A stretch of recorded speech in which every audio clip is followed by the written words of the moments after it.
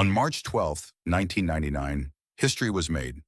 Poland, Hungary, and the Czech Republic officially joined NATO, becoming the first former Warsaw Pact nations to integrate into the Western Security Alliance. This moment marked the final rejection of Soviet influence and reshaped the European security landscape forever. But how did we get here? What were the stakes? And why was this expansion both celebrated and controversial? To understand the significance of this event, we need to rewind to the late 20th century. For decades, Eastern Europe was under the grip of the Soviet Union, forced into military and political alignment with Moscow through the Warsaw Pact. But as the 1980s came to a close, change was in the air. The fall of the Berlin Wall in 1989 signaled the collapse of communist regimes across Central and Eastern Europe. By 1991, the Warsaw Pact was dissolved, leaving former Soviet allies at a crossroads.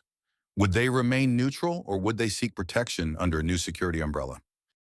For Poland, Hungary, and the Czech Republic, the answer was clear. They saw NATO not only as a military alliance, but as a gateway to democracy, economic stability, and integration with the West. These countries underwent rapid political and military reforms to meet NATO's standards. They participated in NATO's Partnership for Peace program, proving their commitment to democracy and collective defense.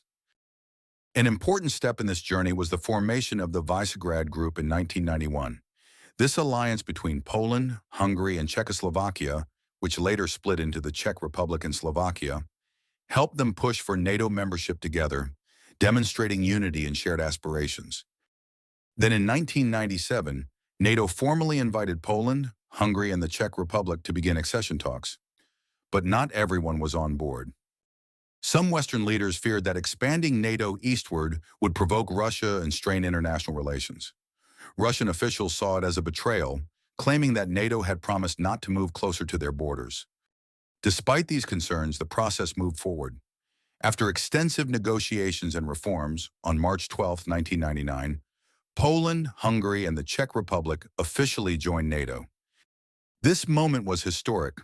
It symbolized the final break from Soviet influence and a new chapter for Europe, one focused on democracy, security, and collective defense. But NATO's expansion didn't stop there. Over the next few years, more former Soviet-aligned nations joined, including Estonia, Latvia, and Lithuania. This shift solidified NATO's role in shaping post-Cold War Europe. However, Russia saw this expansion as a direct threat. Tensions between NATO and Russia have remained high ever since, contributing to ongoing geopolitical struggles. Despite the controversy, NATO membership brought undeniable benefits to Poland, Hungary, and the Czech Republic. It provided security guarantees, access to advanced military training, and a stronger political voice on the global stage. So, was NATO's expansion the right move? Supporters argue that it strengthened European security and prevented a resurgence of Russian influence. Critics warn that it increased tensions and pushed Russia toward a more aggressive foreign policy. Regardless of where you stand, one thing is clear.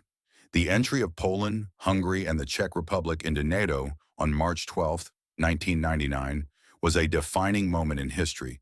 It reshaped Europe, redefined alliances, and set the stage for the geopolitical landscape we see today. What do you think? Did NATO's expansion make the world safer, or did it create new tensions? Let us know in the comments, and don't forget to like and subscribe for more deep dives into history and global affairs.